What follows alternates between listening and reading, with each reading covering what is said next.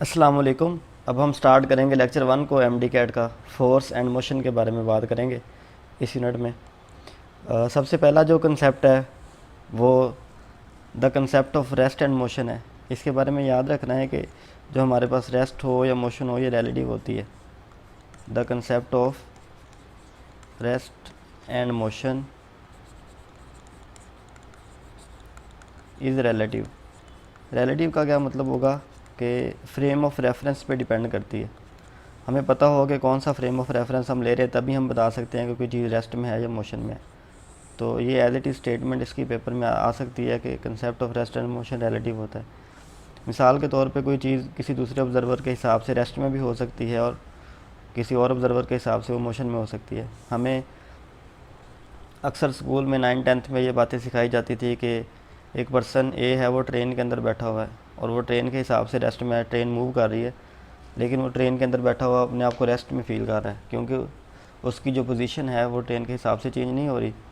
जबकि एक other person B है, अब वो जो देखेगा तो उसके हिसाब से ट्रेन भी मोशन में है और वो जो उसके अंदर पर्सन ए बैठा वो भी मोशन में है।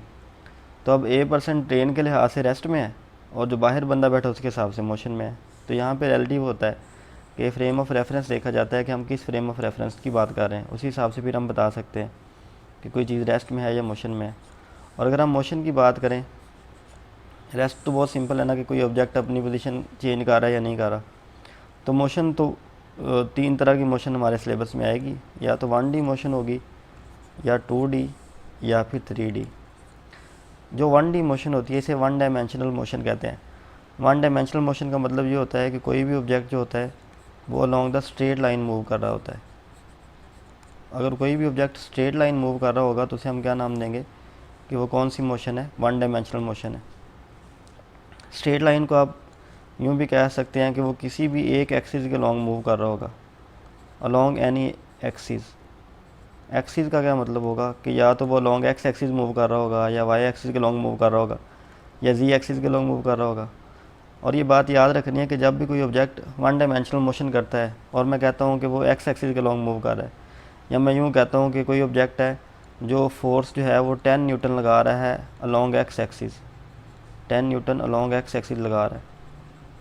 अब सवाल ये है कि उसके वाई के लॉन्ग कितनी फोर्स होगी। तो अलोंग एक्स एक्सिस जो चीज़ होगी उसका वाई कंपोनेंट भी ज़ीरो होगा और जी कंपोनेंट भी ज़ीरो होगा, क्योंकि ये एफ एक्स है तो एफ वाई भी ज़ीरो होगा और एफ जी भी ज़ीरो होगा। फर्दर इस मोशन को हम रेक्टिलिनियर मोशन का नाम भी देते हैं। रेक्टिलिनियर मोशन का भी यही मतलब होता है कि वो एक ही लाइन में मूव करना, इसे हम रेक्टिलिनियर मोशन का नाम देते हैं। वन डायमेंशनली मोशन का नाम होता है। और इसका जो है फ्री फॉल का अगर जिक्र आ जाए, फ्री फॉल कर रही है कोई ऑब्जेक्ट या फ्रीली फॉल कर रही है, तो इसका मतलब भी यही होगा कि वो ऑब्जेक्ट क्या कर रहा होगा, वन डायमेंशनल मोशन कर रहा होगा। तो वन डायमेंशनल मोशन में जो सबसे इंपॉर्टेंट चीज़ वो आपने ये याद रखनी है कि लॉन्ग द एक्सिस मोशन होती है, एक एक्सिस में मोशन होती है, और बाकी वाई और जी एक्सिस क्या होते हैं, वो ज़ीरो होते हैं। अब हम बात करेंगे 2 डायमेंशनल मोशन के बारे में। 2D के अंदर क्या होता है कि इसमें हम क्या बात करते हैं कि motion of a body in a plane. इसमें जो बॉडी मोशन करती है वो प्लेन में मोशन करती है। प्लेन का मतलब 3 तरह के हमारे पास प्लेन होते हैं। अगर मैं यहाँ पे ड्रा करूँ तो हमारे पास, इसको अगर हम एक्स एक्सिस मान लेते हैं, इसको वाई और इसको जी। पहले जो ऑब्जेक्ट हमारे पास रेक्टिलिनियर मोशन कर रहा था वो लॉन्ग एक्स जा रहा था, या तो सिंपल लॉन्ग एक्स जा रहा था, या लॉन्ग वाई जा रहा था, या लॉन्ग जी जा रहा था। लेकिन अब जो हमारे पास मोशन होगी, जो 2 डायमेंशनल मोशन है, वो किसी एक प्लेन में होगी, या तो एक्स वाई प्लेन में होगी, इसी तरह या वाई जी प्लेन में होगी, या फिर एक्स जी या जी एक्स प्लेन में होगी। तो जब प्लेन में मोशन होती है तो उसके 2 कंपोनेंट होते हैं। अगर मैं बात करता हूँ कि कोई ऑब्जेक्ट एक्स वाई प्लेन में फोर्स लगा रहा है 10 न्यूटन की, अगर कोई ऑब्जेक्ट फोर्स लगा रहा है 10 न्यूटन की एक्स वाई प्लेन में, तो फिर हम क्या बात करेंगे कि एक्स वाई प्लेन है ना, तो एक्स वाई प्लेन के अंदर इसके 2 कंपोनेंट होंगे, एक एक्स कंपोनेंट होगा और एक वाई कंपोनेंट होगा। और आप जानते हैं कि एक्स कंपोनेंट को हम एफ कॉस थीटा कहते हैं, इस तरह आप फाइंड भी कर सकते हैं, और वाई कंपोनेंट को आप एफ साइन थीटा कहते हैं। लेकिन अगर मैं पूछूं कि इसका जी कंपोनेंट क्या होगा, तो इस फोर्स का जी कंपोनेंट ज़ीरो होगा। और उसकी मेन वजह क्या है कि ये जो फोर्स है वो सारी की सारी फोर्स किसके लॉन्ग लग रही है, अलॉन्ग एक्स एक्सिस लग रही है। और लॉन्ग वाई एक्सिस लग रही है, यानी कि एक्स वाई प्लेन में लग रही है। इसी तरह अगर मैं कहता कि यही फोर्स वाई जी प्लेन में लग रही है, तो वाई जी प्लेन के अंदर क्या होना था जी, वाई जी प्लेन के अंदर इसका एक्स कंपोनेंट ज़ीरो होना है। इसी तरह एक्स जी प्लेन के अंदर इसका वाई कंपोनेंट ज़ीरो होता है। तो 2 डायमेंशन के अंदर हम याद रखेंगे कि सिर्फ 2 ही कंपोनेंट बनेंगे। और अगर 3 डायमेंशन की बात करें तो 3 डायमेंशन के अंदर उसके तीनों कंपोनेंट होते हैं। अब मैं अगर कहता हूँ कि फोर्स लग रही है वह स्पेस के अंदर, तो स्पेस के अंदर क्या होगा, इसके तीनों कंपोनेंट होंगे। ना तो उसका एफ एक्स ज़ीरो होगा, और ना ही उसका वाई ज़ीरो होगा, और ना ही उसका जी कंपोनेंट ज़ीरो होगा। तो ये बातें हैं प्लेन स्पेस और इसके बारे में। अगर मैं एग्जांपल की बात करूँ कि एग्जांपल क्या होंगी इन सब की, प्लेन की, स्पेस की और इन सब की एग्जांपल क्या होंगी, तो 1 डायमेंशन के अंदर जो मोशन होगी वो किसी भी आप मोशन को ले सकते हैं। मिसाल के तौर पर आप किसी ऑब्जेक्ट को ड्रॉप करते हैं सर्टेन हाइट से, तो वो जब डाउनवर्ड फॉल करता है तो उसकी जो मोशन होती है वो 1 डायमेंशनल मोशन होती है। 2 डायमेंशनल मोशन के अंदर आप सर्कुलर मोशन को कह सकते हैं कि जब बॉडी सर्कुलर मोशन के लॉन्ग मूव करती है तो वो 2 डायमेंशनल मोशन होती है,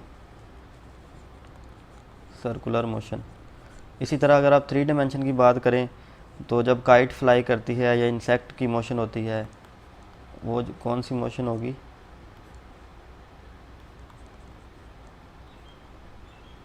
थ्री डायमेंशनल मोशन होगी। तो ये इनकी एग्जांपल्स हैं।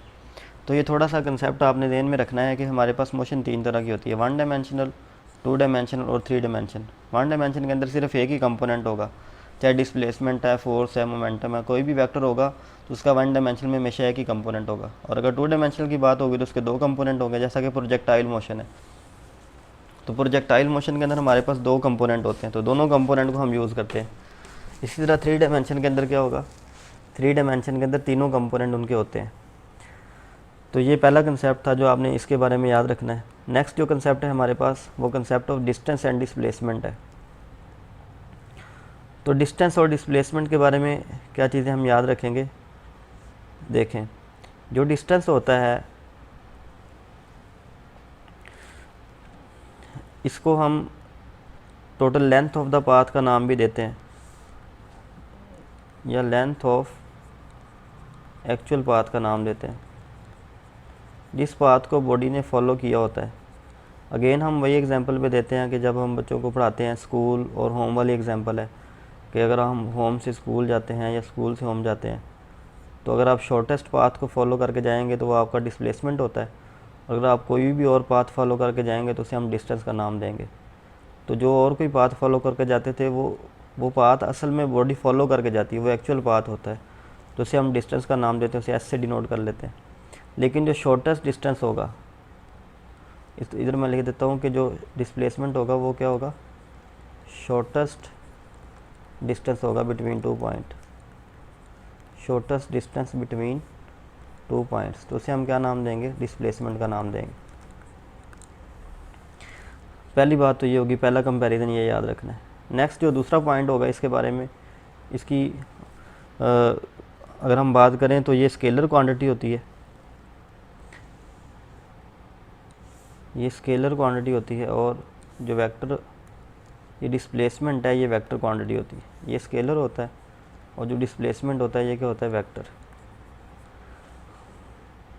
नेक्स्ट जो पॉइंट है इसके बारे में कि ये जो इसको हम total length of the path भी कहते हैं, एक और डेफिनेशन है, total length of the path. और जो हमारे पास डिस्प्लेसमेंट होता है, डिस्प्लेसमेंट के बारे में हम ये कहते हैं कि डिस्प्लेसमेंट हम कहते हैं उसको जो चेंज इन पोजीशन होता है, change in position from initial to final, change in position from initial to final point. 2 points के दरमियान जो पोजीशन का चेंज होता है उसे हम क्या नाम देते हैं, डिस्प्लेसमेंट का नाम देते हैं। डिस्टेंस की अगर हम फर्दर बात करें तो डिस्टेंस कभी भी रिड्यूस नहीं होता, ये कभी कम नहीं होगा, ये हमेशा बढ़ता है, नेवर रिड्यूस। इसमें आपने एमसीक्यूज़ के हवाले से यहाँ पे थ्योरी बेस्ड क्वेश्चन भी ज़्यादातर आते हैं और न्यूमेरिकल बेस भी आते हैं, तो मैं दोनों क्वेश्चन को हर चीज़ आपके सामने कवर करूँगा। आपने इसको सुनते रहना है और बाद में इसको अपने नोट्स भी बनाने हैं, राइट डाउन भी करना है।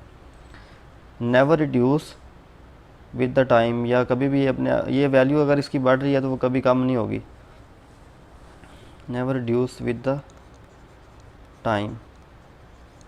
नेक्स्ट है इसका पॉइंट कि ये डिस्टेंस जो होता है ये कभी नेगेटिव नहीं होता,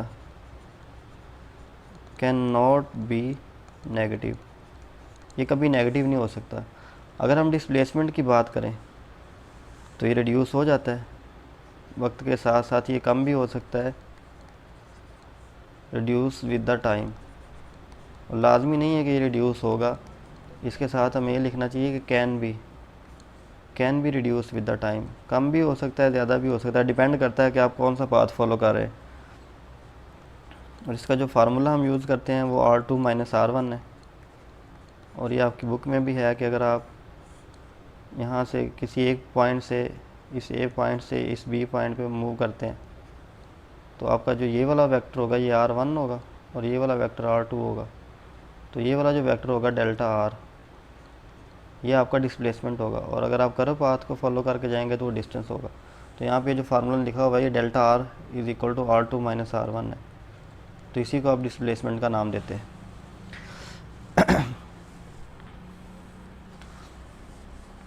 डिस्टेंस और डिस्प्लेसमेंट के कुछ फर्दर पॉइंट्स को मज़ीद डिस्कस करते हैं। ये जो ऊपर आपने पढ़ा है कुछ चीज़ें कि total length of the path होती है, never reduce with the time और कैन नॉट बी नेगेटिव। और इसके बारे में क्या पढ़ा है, रिवाइज कर लें। Shortest distance between 2 point vector quantity होती है। Change in position from one initial to final point can be reduce with the time. तो ये कुछ थ्योरी के पॉइंट्स थे। और डिस्प्लेसमेंट के बारे में ये बात याद रखनी है कि जैसे आपने अभी डिस्टेंस का लास्ट पॉइंट देखा था कि ये कभी भी नेगेटिव नहीं हो सकता, इसी तरह डिस्प्लेसमेंट के बारे में ये याद रखें कि डिस्प्लेसमेंट पॉजिटिव भी हो सकता है, नेगेटिव भी हो सकता है और ये ज़ीरो भी हो सकता है। अब मैं 1 बाय 1 इन तीनों पॉइंट्स को एक्सप्लेन करता हूँ कि इनका मतलब क्या है। अगर हम कहते हैं ना कि डिस्प्लेसमेंट पॉजिटिव होता है तो पॉजिटिव का तो मतलब सिंपल यही होगा कि डिस्प्लेसमेंट इंक्रीज़ कर रहा होगा, जैसे डिस्टेंस पॉजिटिव होता है। नेगेटिव का क्या मतलब होता है? नेगेटिव का मतलब ये होता है कि अगर आप एक डायरेक्शन को आप पॉजिटिव लेते हैं तो फिर जब आप उसके अपोजिट डायरेक्शन में मूव कर रहे होंगे तो वो नेगेटिव होगा। मिसाल के तौर पे मैं ये कहता हूँ कि आपने ऑब्जेक्ट को अपवर्ड थ्रो किया है और उसने हाइट अटेन की है 10 मीटर। तो जब वो 10 मीटर हाइट अटेन करेगा तो उसकी डायरेक्शन प्लस होगी और 10 मीटर हाइट अटेन करने के बाद वो डाउनवर्ड फॉल करना शुरू करता है। तो जब वो फॉल कर रहा होगा तो हम कहते हैं कि वो दरमियान में आ गया, अपनी फ़्लाइट के दरमियान में आ गया। तो -5 मीटर हम ले रहे हैं, यानी कि अगर एक डायरेक्शन को आप पॉजिटिव लेते हैं तो दूसरी डायरेक्शन को नेगेटिव लेते हैं। तो डिस्प्लेसमेंट को हम इंस्टेंटेनियस डिस्प्लेसमेंट को नेगेटिव भी कह सकते हैं। वो ये डिपेंड करता है कि जो आपकी जो बॉडी है वो इनिशियल पोजीशन से अवे जा रही है या इनिशियल पोजीशन की टुवर्ड आ रही होती है। तो अगर आपने जिस बॉडी को थ्रो किया है अगर तो वो इनिशियल पोजीशन से अवे जा रही तो इसका मतलब है कि डिस्प्लेसमेंट पॉजिटिव है। और अगर वापस इनिशियल पोजीशन की तरफ आ रही होगी तो फिर क्या होगा, वो नेगेटिव होगा। ज़ीरो डिस्प्लेसमेंट कब होता है? ज़ीरो डिस्प्लेसमेंट ये होता है कि वही बात दोबारा कि अगर किसी ऑब्जेक्ट को आपने अपवर्ड थ्रो किया है और वो वापस अपनी उसी जहाँ से आपने थ्रो किया था वहीं वापस आ गया, तो उसका अगर मैं पूछूं कि चेंज इन उसकी पोजीशन में कितना चेंज आया है तो उसकी पोजीशन में तो कोई चेंज नहीं आया। तो जो पोजीशन में चेंज ही नहीं आएगा तो हम क्या कहेंगे कि उसका डिस्प्लेसमेंट ज़ीरो हो गया। इस तरह जब भी बॉडी कोई क्लोज पाथ में मूव करती है, क्लोज पाथ में मूव करते हुए क्या होता है, उसका डिस्प्लेसमेंट ज़ीरो हो सकता है। तो ये बात क्लैरिटी के साथ हमें रहनी चाहिए कि डिस्प्लेसमेंट पॉजिटिव, नेगेटिव और ज़ीरो हो सकते हैं, जबकि डिस्टेंस हमेशा क्या होता है, पॉजिटिव ही होता है।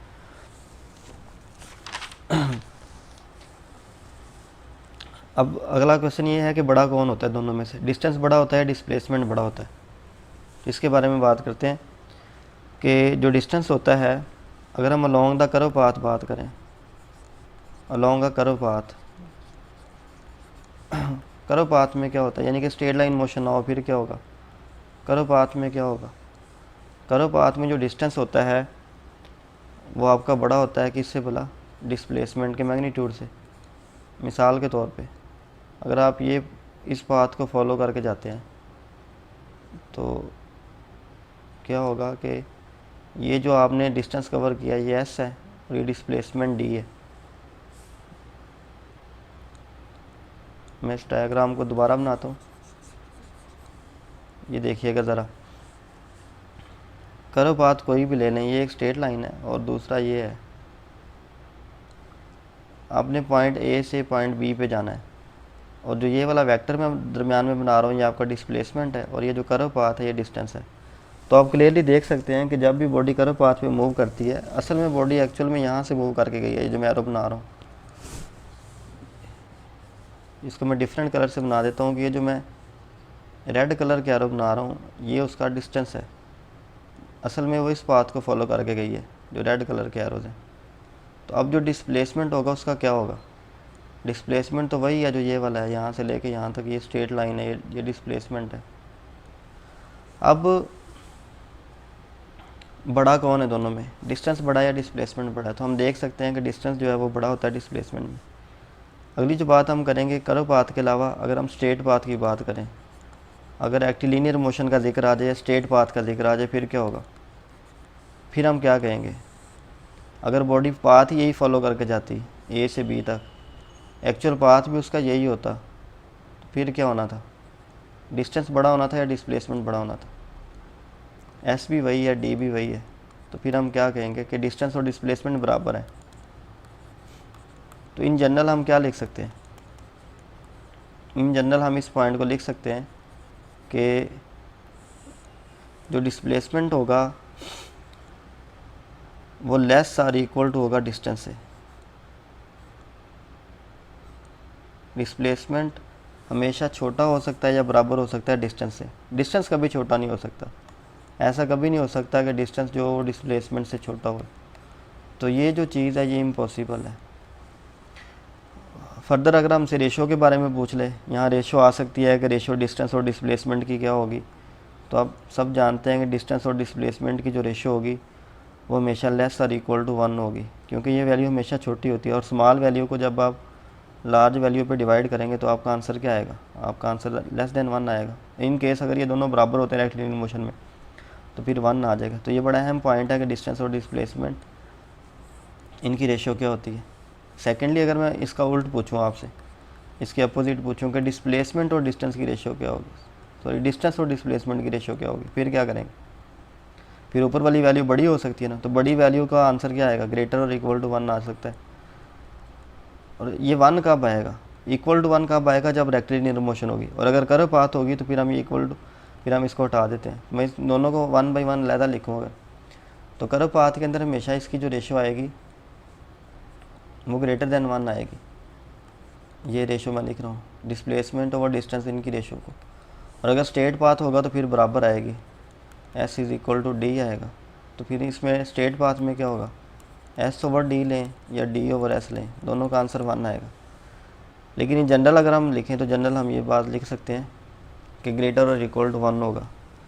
तो इस चीज़ को आपको दोबारा से समझ लें कि कर्व पाथ के लॉन्ग हमेशा डिस्टेंस बड़ा होता है, स्ट्रेट पाथ के लॉन्ग डिस्टेंस बराबर भी हो सकता है और बराबर ही होता है स्ट्रेट पाथ के अंदर। और जनरल क्या होता है? बड़ा भी हो सकता है डिस्टेंस और बराबर भी हो सकता है। तो इसका इस तरह आप रेशो के बारे में भी सवाल कर सकते हैं। नेक्स्ट देखें, एक क्वेश्चन को सॉल्व करते हैं। फॉर अ मूविंग बॉडी, अगर कोई बॉडी मूव कर रही है, क्वेश्चन क्या है? For a moving body, option दिए हुए हैं,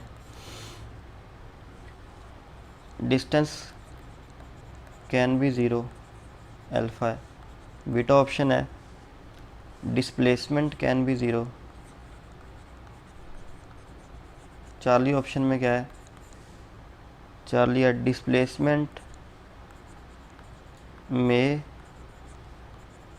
और मे नॉट बी 0। इसका आंसर दें, अब क्या आंसर होगा? इन तीनों में ऑप्शन है, डेल्टा ऑप्शन भी लिखूँ। डेल्टा है कि डी ऑलवेज 0, कि डिस्प्लेसमेंट जो होगा वो हमेशा 0 होगा। जब भी बॉडी मूव करेगी तो डिस्टेंस कभी 0 नहीं हो सकता। ये मैंने पहले भी बात की है कि जो डिस्टेंस होता है ये हमेशा पॉजिटिव होता है और ग्रेटर देन 1 होता है, ना ये नेगेटिव हो सकता है ना ही ये ज़ीरो हो सकता है। Displacement can be zero, displacement zero हो सकता है मूविंग बॉडी के लिए। डिस्प्लेसमेंट मे और may not be zero, displacement zero हो भी सकता है और नहीं भी हो सकता। तो बेस्ट ऑप्शन क्या होगा? चार्ली। तो चार्ली इसका सही जवाब होगा। डिस्प्लेसमेंट ऑलवेज ज़ीरो, ज़रूरी नहीं है, ज़ीरो हो भी सकता है और नहीं भी हो सकता।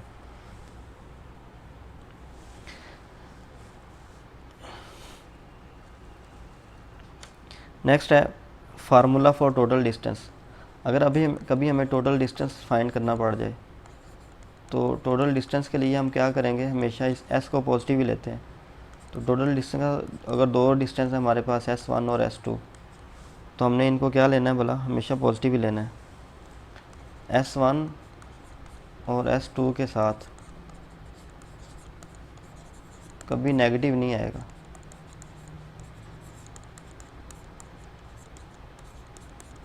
मिसाल के तौर पे मैं अगेन डायरेक्शन बनाता हूँ। डायरेक्शन कैसे? नॉर्थ साउथ और ईस्ट वेस्ट के फॉर्म में, नॉर्थ साउथ ईस्ट और वेस्ट। अब मेरा सवाल ये है कि ऑब्जेक्ट जो है वो 10 मीटर नॉर्थ गया है, 10 मीटर नॉर्थ गया है और फिर 5 मीटर टुवर्ड साउथ गया है। तो सवाल क्या है? सवाल ये है कि इसका टोटल डिस्टेंस कितना होगा। तो टोटल डिस्टेंस अगर हमने फाइंड करना है तो ऐसे क्या आएगा? S1 प्लस S2, ये 10 प्लस 5 आ जाएगा और ये कितना हो जाएगा? 15। अब हमने इसको नेगेटिव क्यों नहीं लेना? क्योंकि ये स्केलर क्वांटिटी है। तो अगर मैं यहीं से आपसे डिस्प्लेसमेंट के बारे में पूछता कि डिस्प्लेसमेंट कितना है, तो डिस्प्लेसमेंट आप 10 मीटर प्लस लेते और 5 मीटर नेगेटिव लेते, तो आपका आंसर क्या आना था? 5 मीटर आना था। तो डिस्प्लेसमेंट उसका 5 मीटर होता, लेकिन डिस्टेंस जो होगा वो 10 मीटर, 10 और 5 15 होगा, क्योंकि इसको हम कभी भी नेगेटिव नहीं लेते, चाहे जिस मर्जी डायरेक्शन में हो, हमने इसको हमेशा पॉजिटिव ही लेना है। जी, नेक्स्ट हम डिस्कस करते हैं concept 2, use of formula d is equal to d1 square plus d2 square plus 2d1 d2 cos theta. जब भी कभी हमें वेक्टर्स को ऐड करना होता है तो हम हमेशा इसी फार्मूला का यूज़ करते हैं। ये लॉज ऑफ वेक्टर एडिशन वाला फार्मूला है। इस फार्मूला के हमारा पूरा MD कैट सिलेबस में इसके यूजेस हैं। Displacement can be added by laws of vector addition. तो मिसाल के तौर पे अगर मैं कहता हूँ कि दो बॉडीज़, एक ऑब्जेक्ट है, उसने दोनों डिस्प्लेसमेंट सेम डायरेक्शन में कवर किए हैं, तो जब आप सेम डायरेक्शन में या पैरेलल मूव कर रहे हैं या सेम डायरेक्शन में डिस्प्लेसमेंट है, तो फिर इस फार्मूला को हम सिंपलीफाई कर लेते हैं। सिंपलीफाई करके हमने इसके 3 शॉर्टकट बनाए हुए हैं। एक शॉर्टकट हमने पैरेलल के लिए बनाया हुआ है और एक शॉर्टकट एंटी पैरेलल के लिए, और एक जो शॉर्टकट है उसे हमने परपेंडिकुलर के लिए बनाया हुआ है। तो इन तीनों शॉर्टकट को इस फार्मूला से ड्राइव कर लेते हैं ताकि हम डायरेक्ट यूज़ कर सकें। अदरवाइज़ इनके अलावा कोई और एंगल आ जाता है। पैरेलल को आप सब जानते हैं 0 एंगल होता है, और एंटी पैरेलल को 180, और परपेंडिकुलर का एंगल कितना होता है? 90 डिग्री। तो अगर हमसे सवाल में ये पैरेलल, एंटी पैरेलल और परपेंडिकुलर वाले केस आते हैं, और मोस्टली केसेस होते भी यही हैं, तो फिर इस शॉर्टकट को हम सिंपलीफाई करते हैं। देखिए, जब हम यहाँ 0 डिग्री पुट करेंगे पैरेलल के लिए, 0 डिग्री के लिए क्या होगा? cos 0 1 होता है, तो ये क्या बनेगा? d1 square plus d2 square plus 2d1 d2, और इसका स्केयर रूट बन जाएगा। और ये जो स्केयर रूट है, इसको अगर हम इस पूरे फार्मूला को ज़रा गौर से देखें तो ये क्या बन रहा है?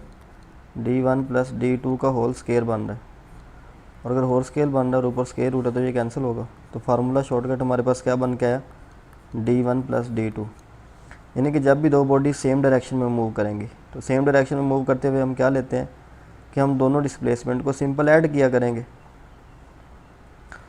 इसी तरह अगर मैं इसको एंटी पैरेलल के लिए सॉल्व करूँ 180 के लिए, तो थीटा की जगह पे 180 आएगा, और कॉस 180 क्या हो जाता है? कॉस 180 -1 होगा। तो -1 पुट करने से ये फार्मूला किस शेप में चला जाएगा? d1 square plus d2 square minus 2d1 d2।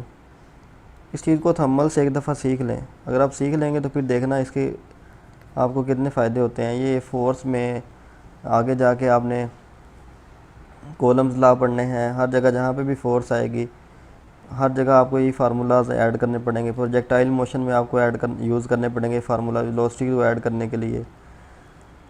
तो जहाँ जहाँ पे भी वेक्टर आ रहे होंगे वहाँ पे आपको वेक्टर्स को सॉल्व करने के लिए हमेशा इन फार्मूला को यूज़ करना पड़ेगा। तो ये फार्मूला फर्दर इसको हम और सिंपलीफाई फॉर्म में लिखें तो क्या बनेगा, d1 माइनस d2 का होल स्क्वायर बनेगा और स्क्वायर रूट आ जाएगा। तो ये फार्मूला क्या सिंपलीफाई होकर बन जाएगा d1 माइनस d2। सिमिलरली अगर मैं 1 यहाँ पे 90 पुट करता हूँ तो एंगल हमारे पास 90 पुट करने से cos 90 ज़ीरो हो जाएगा और ज़ीरो होने की वजह से ये सारा फैक्टर ज़ीरो होगा। तो बाकी क्या फार्मूला बनेगा, d1 square plus d2 square और स्क्वायर रूट। तो ये फार्मूला हमने तब यूज़ करना है जब हमें रेक्टेंगुलर कंपोनेंट दिए हों। फर्स्ट ईयर के चैप्टर 2 में आपने ये फार्मूला पढ़ा होगा, रेक्टेंगुलर कंपोनेंट में मैग्नीट्यूड फाइंड करने का फार्मूला होता है। तो ये फार्मूला जो था ये इसी फार्मूला की शॉर्ट फॉर्म है। उसका एक स्पेशल केस है कि जब रेक्टेंगुलर हो जाते हैं। इसके क्वेश्चन कुछ करने से पहले मैं आपको थोड़ा सा और बता देता हूँ इस थीटा के बारे में कि अगर दो डिस्प्लेसमेंट में एंगल 90 बन रहा है, 180 बन रहा है, 0 बन रहा है तो आपने सीख लिया। अगर एंगल 160 बन रहा हो, 45 बन रहा हो या और कोई भी एंगल बन रहा हो तो उन एंगल्स के लिए हम क्या करेंगे, यहाँ पे इस फार्मूला को यूज़ करके हम रिजल्टेंट डिस्प्लेसमेंट फाइंड कर सकते हैं। और इस फार्मूला से सिर्फ और सिर्फ हम क्या फाइंड कर सकते हैं, मैग्नीट्यूड ही फाइंड कर सकते हैं। अगर हमें डायरेक्शन फाइंड करनी होगी तो डायरेक्शन फाइंड करने के लिए आप सबको पता है कि हम यहाँ पे कौन सा फार्मूला यूज़ करते हैं, यहाँ पे उसका y component divided by x component वाला फार्मूला यूज़ करेंगे। नेक्स्ट इस फार्मूला की प्रैक्टिस के तौर पे मैं कुछ क्वेश्चन को सॉल्व करता हूँ ताकि इस फार्मूला के ऊपर हमारी ग्रिप आ जाए। मिसाल के तौर पे यहाँ पे मैं इस फार्मूला की प्रैक्टिस के नाम से कुछ क्वेश्चन करता हूँ सॉल्व। तो देखते हैं। मेरा इस सवाल ये है, पहला क्वेश्चन, एक बॉडी है वो ट्रैवल करती है 4 मीटर नॉर्थ ट्रैवल करती है एंड देन 3 मीटर जो है वो ईस्ट ट्रैवल करती है, 3 मीटर ईस्ट ट्रैवल करती है।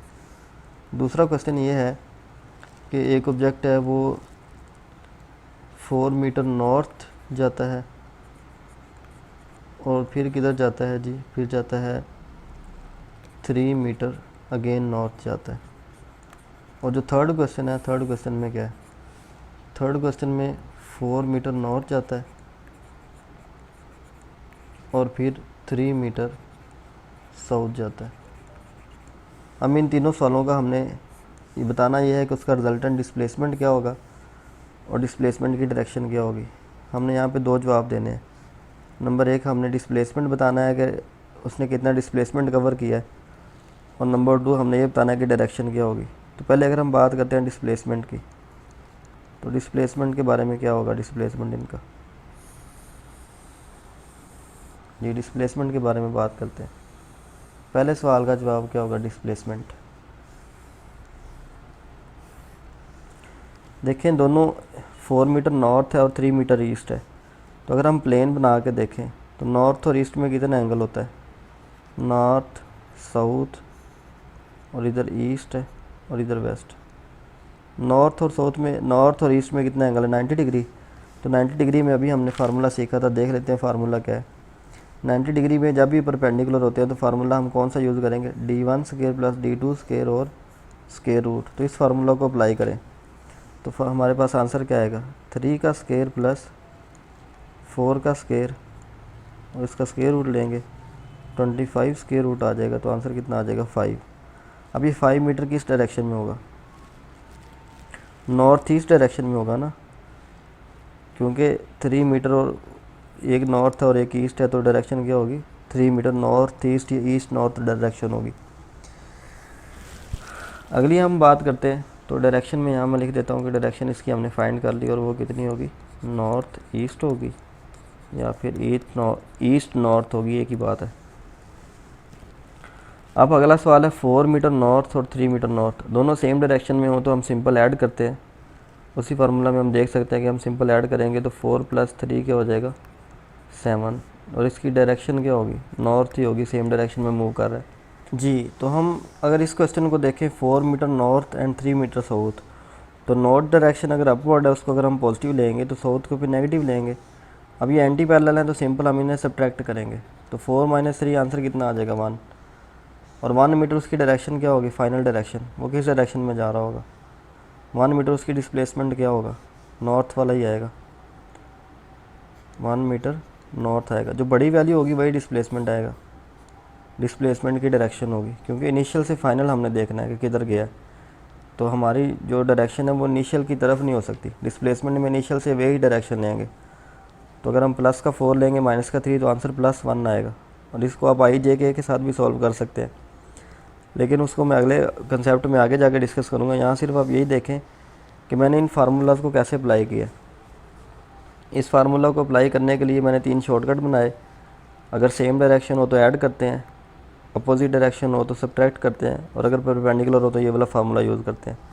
और उससे इस फार्मूला से किस तरह के सवाल आ सकते हैं उसको मैंने यहाँ पे आपको बता दिया। तो इस तरह से आप इन क्वेश्चन को सॉल्व करते हैं।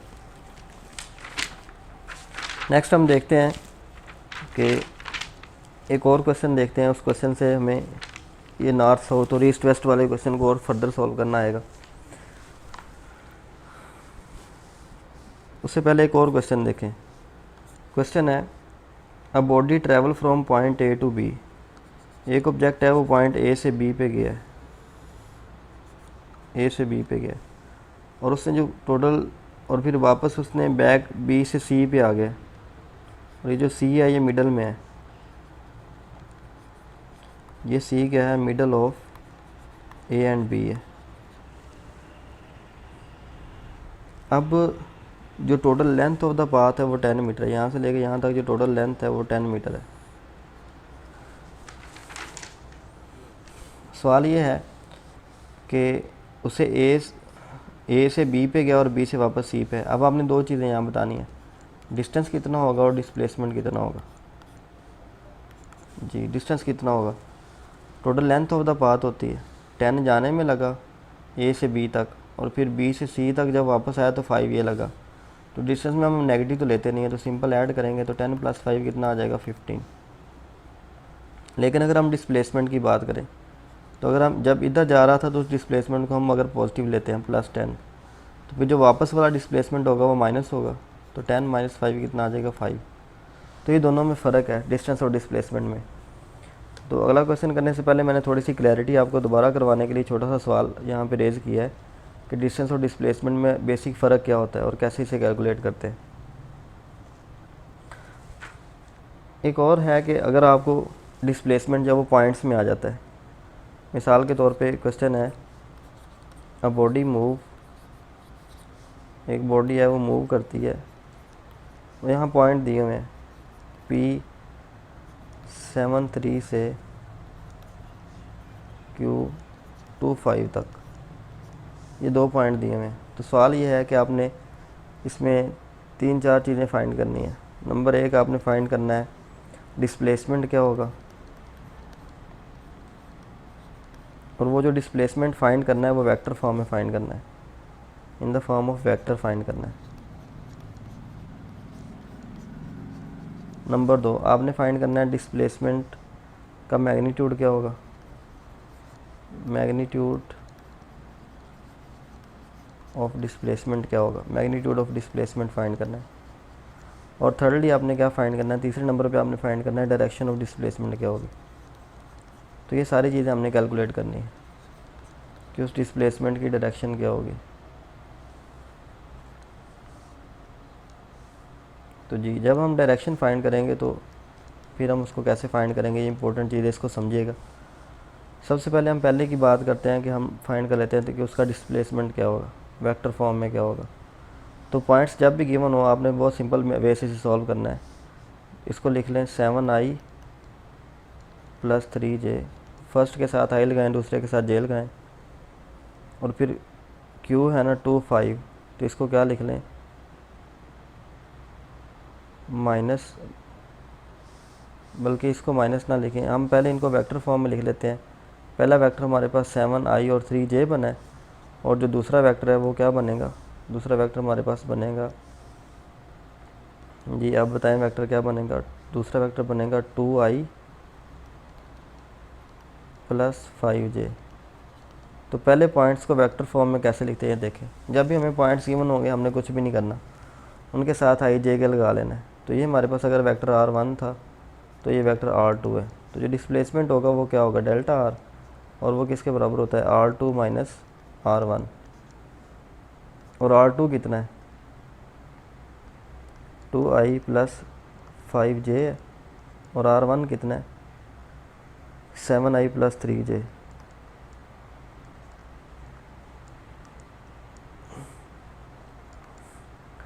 तो जब हम इन दोनों को माइनस करेंगे तो यहाँ हमने ब्रैकेट यूज़ करनी होती है ताकि वो अंदर साइन चेंज करेगी। 2i plus 5j minus 7i minus 3j। इसको फर्दर सिंप्लीफाई करें तो क्या बनेगा, i वाले i में सॉल्व होंगे, 2 माइनस 7 माइनस 5i, और j वाले j में सॉल्व होंगे, 5 माइनस 3 2j। तो ये तो आ गया हमारे पास डिस्प्लेसमेंट जो वेक्टर फॉर्म में हमने फाइंड करना था। इसको दोबारा देख लें, हमें पॉइंट दिए थे 7 3 और 2 5, तो 7 3 को 7i प्लस 3j लिखा, 2 5 को 2i प्लस 5j लिखा, और ये जो क्यू पॉइंट है ये उसका फाइनल डिस्प्लेसमेंट है, ये R2 ले लेंगे और इस वाले को हम क्या ले लेंगे, R1। तो इस तरह हमारे पास क्या होगा, 2i प्लस 5j और 7i प्लस 3j। तो इन दोनों को हमने माइनस करेंगे, R2 माइनस R1 कर लेंगे। तो जब R2 माइनस R1 करेंगे तो क्या होगा, माइनस लगाने के बाद इस वैल्यू के साथ हम क्या करते होते हैं, नेगेटिव लगा देते होते हैं जी। नेक्स्ट देखें, फिर हमने क्या किया, 2i प्लस 5j माइनस, तो इसको सॉल्व किया तो हमारे पास आंसर आ गया माइनस 5i प्लस 2j। तो ये हमारे पास पहले क्वेश्चन का आंसर आ गया जो हमने फाइंड करना था वेक्टर फॉर्म में डिस्प्लेसमेंट। अब हम मैग्नीट्यूड ऑफ डिस्प्लेसमेंट कैसे फाइंड करें, तो मैग्नीट्यूड लेना बहुत ही सिंपल है। मैग्नीट्यूड लेना आता है 5 का स्क्वायर, नेगेटिव का स्क्वायर लेंगे भी तो प्लस हो जाएगा, प्लस 2 का स्क्वायर और इसका स्क्वायर रूट, तो आंसर कितना आ जाएगा, 25 प्लस 4 और इसका स्क्वायर रूट आ जाएगा, तो आंसर आ जाएगा हमारे पास 29 स्क्वायर रूट आ जाएगा। तो दूसरे का हमारे पास जवाब क्या आ गया, पहले का जवाब क्या आया था, माइनस 5i प्लस 2j, और दूसरे का जवाब क्या आ गया, 29 अंडर रूट। अब डायरेक्शन उसकी क्या होगी, फाइनल डायरेक्शन किस प्लेन में होगी, एक i है और एक j है, माइनस i है और j है। तो इसको अगर हम प्लेन की फॉर्म में पूछा जाए तो हमारे पास जो डायरेक्शन होगी वो एक्स वाई प्लेन में होगी, और अगर हम ऐसे ड्रा करके देखें नॉर्थ साउथ ईस्ट वेस्ट की डायरेक्शन में अगर ये क्वेश्चन गिवन होता तो फिर हम इसके कैसे बताते हैं, ये जो हमारे पास नॉर्थ होता है ये j होता है, और ये जो साउथ होता है ये माइनस j होता है, और ईस्ट जो होता है ये प्लस i होता है, और वेस्ट जो होता है ये माइनस i होता है। तो अगर हमारे पास अब देखें i और j है, तो माइनस i है ना, तो नेगेटिव ये वाला एक्सिस इन्वॉल्व होगा, और 2j है तो ये वाला एक्सिस इन्वॉल्व होगा। तो ये कौन सी डायरेक्शन बन रही है, नॉर्थ वेस्ट डायरेक्शन बन रही है। तो इसको आप नॉर्थ वेस्ट भी कह सकते हैं या वेस्ट नॉर्थ डायरेक्शन कह सकते हैं। तो प्लेन हमें बताते हैं कि उनके एक्सिस बताएंगे कि इस प्लेन में हमारी डायरेक्शन जाएगी। तो इस तरह से आप इन क्वेश्चन को सॉल्व करते हैं। एक और क्वेश्चन सॉल्व करते हैं, फिर आगे बढ़ेंगे अगले कंसेप्ट की तरफ कि सर्कल में हम कैसे फाइंड कर सकते हैं। क्वेश्चन ये है, एक बॉडी है वो 8 किलोमीटर ईस्ट जाती है, 8 किलोमीटर जाती है टुवर्ड ईस्ट, और फिर 2 किलोमीटर नॉर्थ जाती है, 2 किलोमीटर टुवर्ड नॉर्थ जाती है, फिर वो 6 किलोमीटर साउथ जाती है, और फाइनली फिर वो 2 किलोमीटर ईस्ट जाती है। अब सवाल ये है कि हमने टोटल डिस्प्लेसमेंट कैलकुलेट करना है और उसकी डायरेक्शन फाइंड करनी है। इसमें हमने डिस्प्लेसमेंट कैलकुलेट करना है, डिस्प्लेसमेंट को और उसकी डायरेक्शन को कैलकुलेट करना है। तो सबसे पहले हम देखते हैं कि डिस्प्लेसमेंट कैसे कैलकुलेट होगा। डिस्प्लेसमेंट के लिए वही तरीकाकार, आप सिंपल इसका प्लेन बना लेंगे, नॉर्थ साउथ ईस्ट और वेस्ट, और वहाँ से आपको आइडिया क्या होगा, वहाँ से आइडिया ये होगा कि आपने नॉर्थ साउथ और ईस्ट वेस्ट के साथ आई लगाना है, जे लगाना है, के लगाना है, आई जे और माइनस आई माइनस जे कैसे लगाने हैं, इस चीज़ का आपको यहाँ से अंदाज़ा होगा। तो 8 किलोमीटर ईस्ट है ना, तो मैं 8 के साथ क्या लगाऊंगा, 8 के साथ मैं लगाता हूँ,